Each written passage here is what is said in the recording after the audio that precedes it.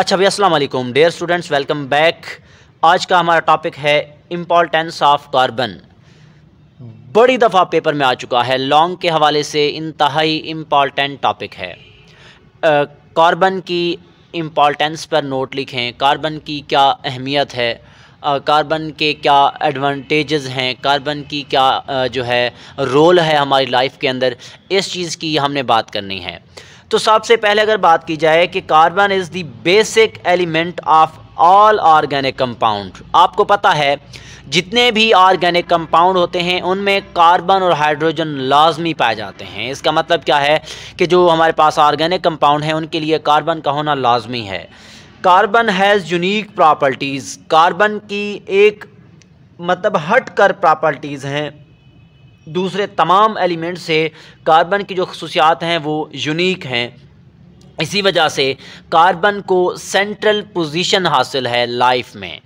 Life के अंदर carbon को सबसे ज़्यादा इम्पॉर्टेंस दी जाती है और इसी वजह से कहते हैं कि carbon has central position in life.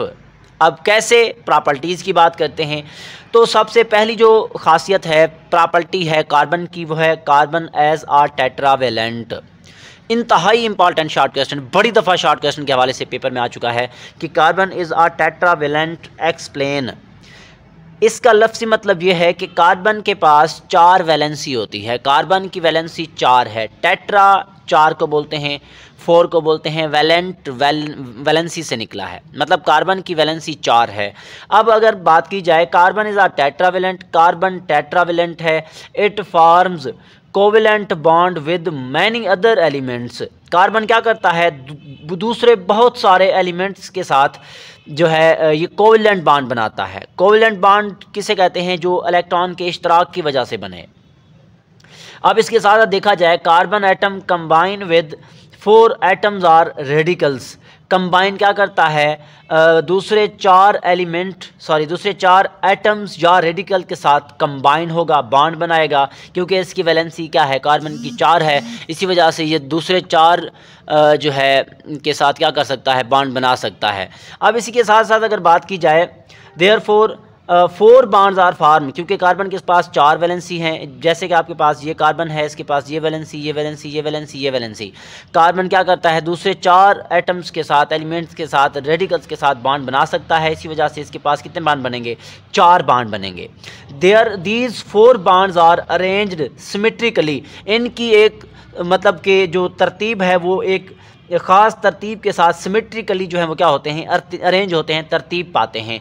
They form tetrahedral structure. वो क्या करते हैं, टेट्राहेड्रल स्ट्रक्चर बना देते हैं, 4 कोनों वाला स्ट्रक्चर बना देते हैं। This structure gives stable configuration. ये एक ऐसी कॉन्फ़िगरेशन देते हैं या ऐसी साख देते हैं जिसकी वजह से जो कार्बन है वो क्या हो जाता है, स्टेबल हो जाता है, मजबूत हो जाता है। It is due to tetravalency of carbon. ये सारे का सारा जो हमने ये खासियत देखी है कार्बन की, ये किस चीज़ की वजह से है, टेट्रावेलेंसी की वजह से है, क्योंकि कार्बन के पास 4 वैलेंसी हैं। इसी वजह से कार्बन क्या करता है, ये सारा का सारा काम कर सकता है।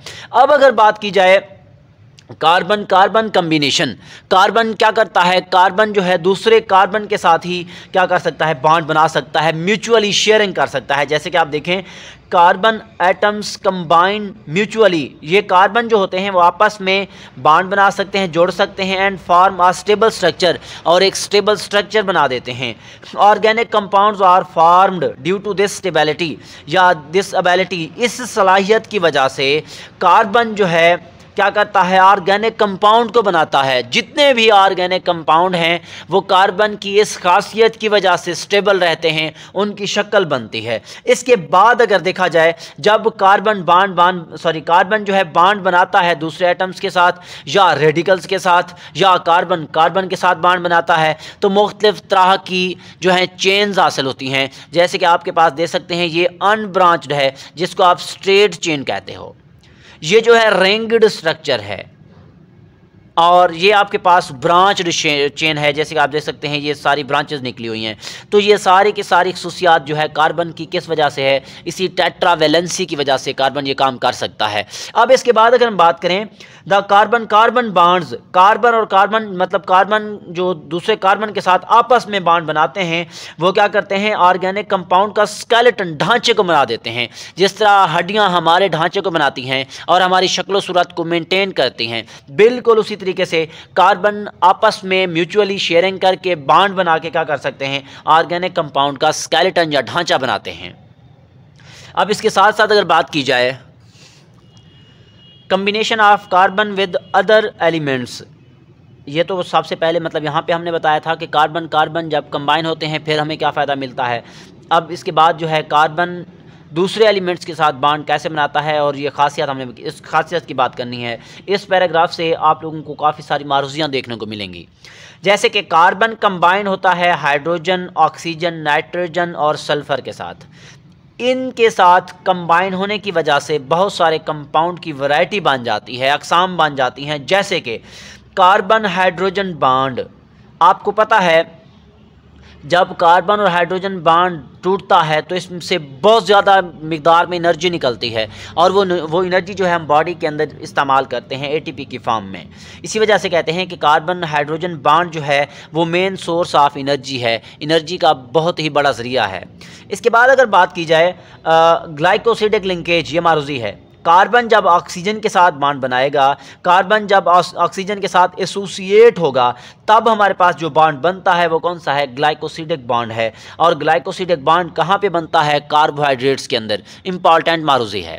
इस बॉन्ड की वजह से it gives ability to carbohydrates, sorry ये जो बॉन्ड बना है ये कार्बोहाइड्रेट्स के अंदर बनता है, इसी वजह से कार्बोहाइड्रेट्स को स्टेबिलिटी मिलती है, ताकत मिलती है।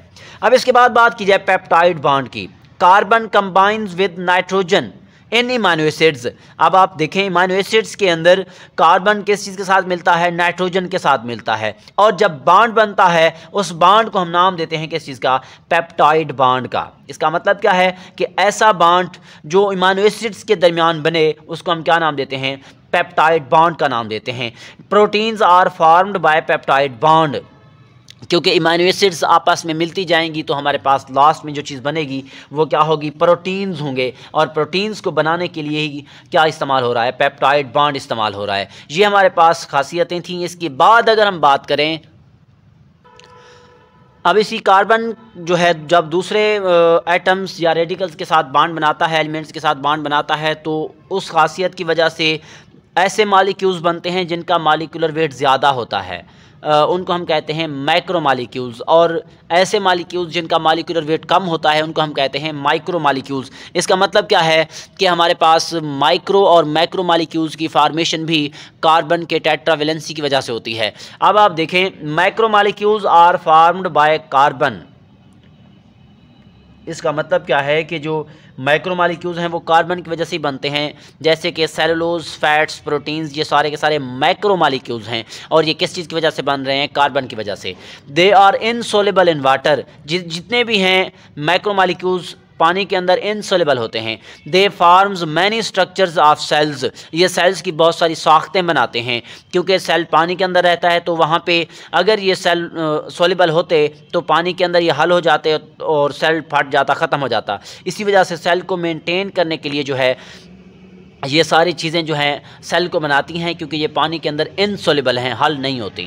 दे also acts as storage compounds for smaller molecules like glucose.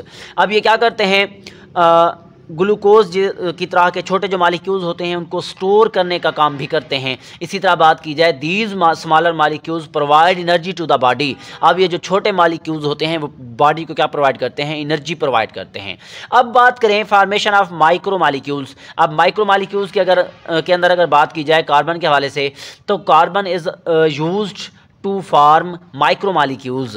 Carbon ने माइक्रो मॉलिक्यूल्स को बनाया था, कार्बन ने माइक्रो मॉलिक्यूल्स को भी बनाना है। इनकी एग्जांपल्स में ग्लूकोज, इमाइनो एसिड्स, फैटी एसिड्स शामिल हैं। दे एक्ट्स एज सब units and built macro molecules, ये जो आपके पास माइक्रो मालिक्यूल्स हैं, ये स्मॉलर सब यूनिट का काम करते हैं, आपस में मिलकर बिल्डअप कर देते हैं, बना देते हैं बड़े मालिक्यूल्स को, जिनको हम क्या नाम देते हैं, मैक्रो मालिक्यूल्स का नाम देते हैं। इसका मतलब क्या है कि माइक्रो मालिक्यूल से ही मैक्रो मालिक्यूल्स बनते हैं। Some small molecules are unstable, कुछ जो स्मॉलर मालिक्यूल हैं, छोटे मालिक्यूल्स हैं, वो अनस्टेबल होते हैं, जैसे कि ATP. They break and release energy, ये जो एटीपी है ये क्या करेगी, ब्रेकअप हो जाएगी, ये टूट जाएगी और इनसे एनर्जी खारिज होती है। They are immediate source of energy, ये एनर्जी क्या क्या होते हैं, फौरी तौर पर ज़रिया होते हैं। This energy in cellular metabolism, ये जो एनर्जी है ये इस्तेमाल हो जाती है किस चीज़ के अंदर, सेलुलर मेटाबॉलिज्म के अंदर। सेल के अंदर जितना भी मेटाबॉलिज्म चल रहा है उसके अंदर ये इस्तेमाल हो जाती है। ये हमारे पास आसान और सिंपल सा टॉपिक था जो इम्पॉर्टेंस ऑफ कार्बन है। इसके बाद नेक्स्ट टॉपिक की बात करेंगे अगली वीडियो के अंदर, उसका नाम है इम्पॉर्टेंस ऑफ वाटर। तो आप काइंडली हमारी वीडियो को जो है शेयर करें, सब्सक्राइब करें और लाजमी तौर पर कमेंट करें, और ताकि हमारी तमाम वीडियोस आपके पास पहुंच जाएं। इंशाअल्लाह वन बाय वन करके फ़र्स्ट ईयर का ये जो चैप्टर है इसको बड़ी स्पीड के साथ हम इसको एंड करेंगे, उसके बाद अगले चैप्टर पे जाएंगे। तो दुआओं में याद रखिएगा। ओके जी, अल्लाह हाफिज़।